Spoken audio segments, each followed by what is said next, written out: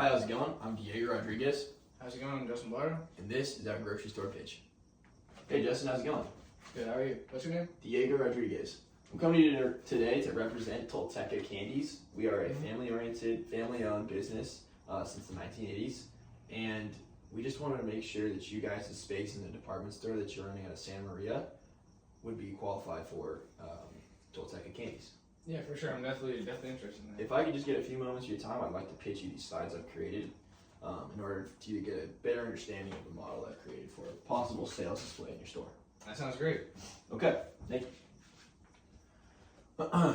So just to give you a preface of what we're actually selling, these are called chucharitas. It's basically your standard tamarindo candy, but what we've done is adapted the normal medium of consumption by using these little plastic spoons. These are what it actually houses the tamarindo candy that we distribute in Santa Maria. Or my bad, distribute to Santa Maria where we would, but we manufacture them in Mexico. So it's a much more authentic product than you're going to get. So all the ingredients and everything is actually from Mexico. That's correct.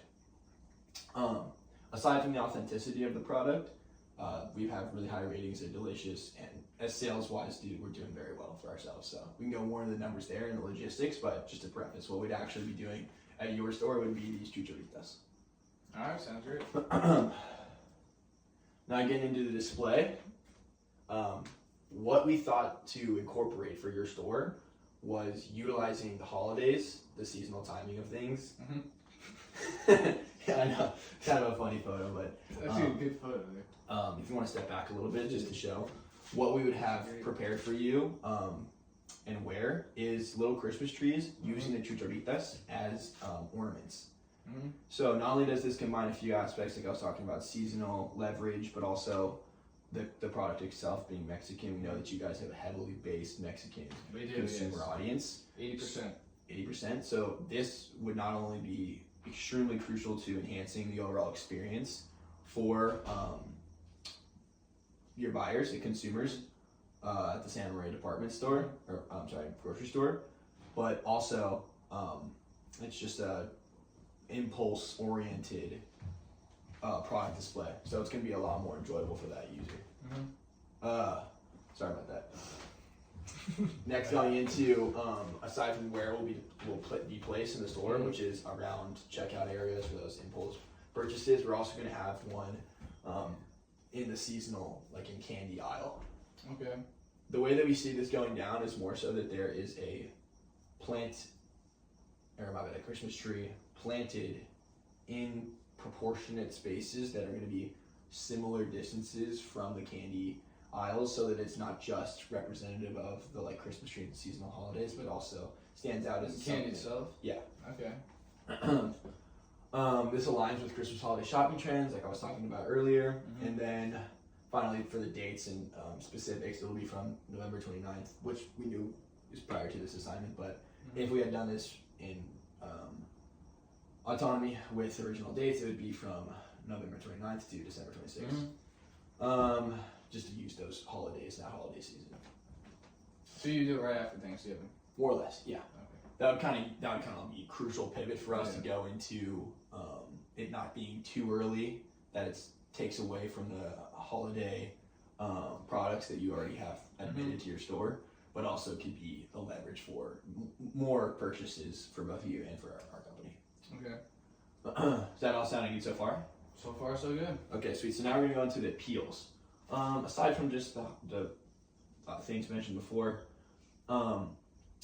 this product has a huge appeal to Mexican tradition and adversity to the store's holiday offerings, because what you're going to have with other sales reps coming through here is offers on ornaments or kitchenware, silverware, things that aren't decomposable, or disposable as much so as the chicharito spoon sticks. The other thing is that it's simple, so it's not going to take up much space because we're using smaller Christmas trees. And this is only an example. What we would have is an entire tree maybe platformed out with other various products from Tolteca, but this for now is the standard model. And this is also compact. It comes with everything you need to. It would really just be us supplying the trees and the chicharitos to hang off of them. Okay. Another thing is that it includes the spoon, like we said. So impulse buyers are going to be more drawn to something that they can eat right then and there, almost in the store. We've seen this trend in various other products of ours where consumers will actually see it at the beginning, like we said, the aisles at the beginning of their store, and they can buy it, eat it, and then pay for it at the end of their visit to the trip, which is something that I think a lot of potential buyers would be more gravitated towards instead of it just being a stock purchase. So some of the research we've done and engagement and participation leads us to these assumptions, which are that we want to make sure that engagement with our product will have live tastings during peak shopping hours of our candy. Basically what this entails for you guys, I know this has become kind of a burden as it might tax one of your employees to have to run the actual Tolteca tasting stand, whether you're open that or not, we can go into further. But for the time being, it's really just an opportunity for us to engage more users in eating our candy, getting a taste for it. Okay. Other various aspects of our campaign in your store would just be like utilization of banners or hashtags from social media accounts that we have already running, and then we'll also provide we'll supply free recipe cards for holiday treats, including Tolteca products and Pulverino. That's just another various product of ours that we like to sometimes incorporate different blends into. Alright. We'll also have interactive features like QR codes for festival Pulverino recipes and an ornament personalization station for kids. So you really want to get the kids involved too as well? Yeah, seeing as it's candy, we definitely want to recognize that a large segmentation of our buyers are going to be parents buying for their kids, or kids being encouraged their parents to buy, vice versa. Okay, I like that. And then finally, just some number stuff that we've calculated is that we would have a margin of 25 to 30% flat rate on these Chicharitos. Okay. So why this is important, really, for you to understand overall marketing everything, is that it's going to be profitable. From the marketing research that we've done, there's definitely strong evidence that's going to support that if you make this purchase with us, we are going to make money. I understand that as a grocery store, you have to utilize other components of sales and there's the loyalty to other brands and whatnot, but seeing that we are already used in 27 other grocery stores scattered throughout California, it does, and almost every other gas station. We're huge in gas stations. I know that it leverages a lot of like gas station buyers to be recognizable with the same kind of convenience that will be like placed within the store. How would you say your product performs in other supermarkets compared to other candies? Fantastically, yeah. Where we get drawback is really in regional areas where it's less densely populated with Latinx community members. Okay. Seeing that it is a Mexican candy, a lot of times other people of different cultures are going to be less willing to invest or purchase this candy just because they've never had it, they don't trust what it's in it, or Mexican candies innately, whatever it may be, but that's why we strategically place them in predominantly Mexican community. Okay. So it's to answer your question briefly, yes, it performs well. Alright. Finally, if you have any other little questions, or like the potential I mean, all these are honestly what I was about to ask. I mean, what happens if I don't have space for it? Like, I mean, so do you mean like the actual size of it? I mean the Christmas tree. Like, what happens if I have other companies trying to get in here with Christmas trees as well? What makes your product? Considering the size of our Christmas tree and how small it is, I don't think that that'd really be a problem, especially in those areas that are centered around the aisles. Okay. And the lights are a benefactor of our trees, which are battery operated, so it wouldn't need to plug into it. So I wouldn't have to set the lights up, right? You wouldn't have to do anything. Okay. And then that's really all I can think of to justify the size. If you don't have space for it, even in the candy aisles, then I think what could possibly be done is do stringers on certain tags along the way throughout the aisle. Okay. As long as we make those festive, we could possibly be open to limbing some of the tree and using that as ornament for wreath or whatnot. Just so the chicharitas are still displayed.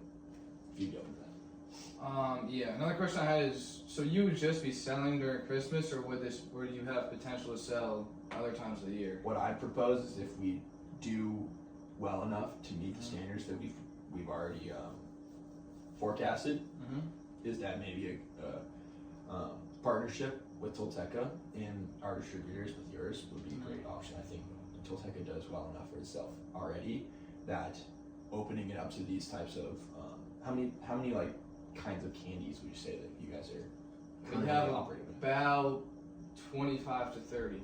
Okay.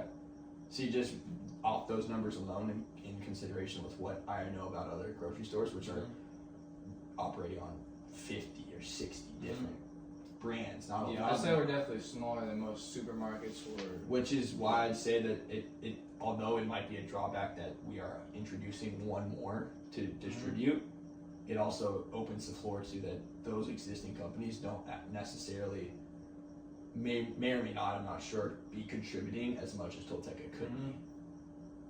Okay. So if you're already supporting all these other companies, it could be interesting to add something, something up. It could be a chance for you to grow. We actually already have 3 other Mexican candies though. I was wondering how do you compare against Mexican candies specifically? So to go into the details of that would combine a lot of aspects of Santa Maria itself and where we've done the most research and surveying and canvassing is in how simple these actual little candies are to just take off.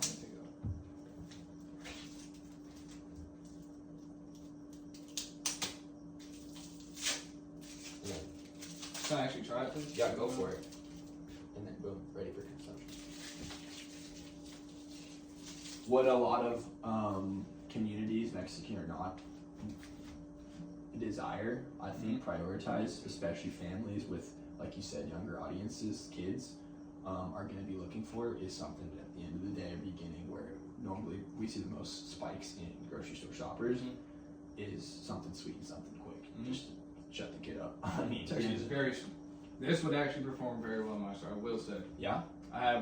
You see the schoolyard across the street? Yep. A lot of kids come in here right after school. Say 3:30, right after school. Kids love candy, man. They love candy, you know that. They love candy. They love it. This would actually do something for me here. Yeah? So how much would you estimate in sales that you would profit within the month that you're with us? Projected sales would be about 750 to 2,000. I know that's kind of a bigger gap, but what you have to recognize too is that the peak sales are going to occur in cycles, so weekends basically, and or like you said, if you have the schoolyard time frames. All right, I mean, What would you be open to? I would definitely be open to Tolteca? displaying this in my store. Being as at the well. store, all right. We have a deal there? Yes, sir. We have a deal. Justin, it's been a pleasure pitching you. There you We're go. going more into the Pleasure. logistics, but Hey, man, it's a Thank you, pleasure. yeah, great handshake there, man. Hey, man. Where'd you learn that? Hey, Doug Sawyer, man. Doug Sawyer. Doug Sawyer, All man. right. Come on now. Thank you so much.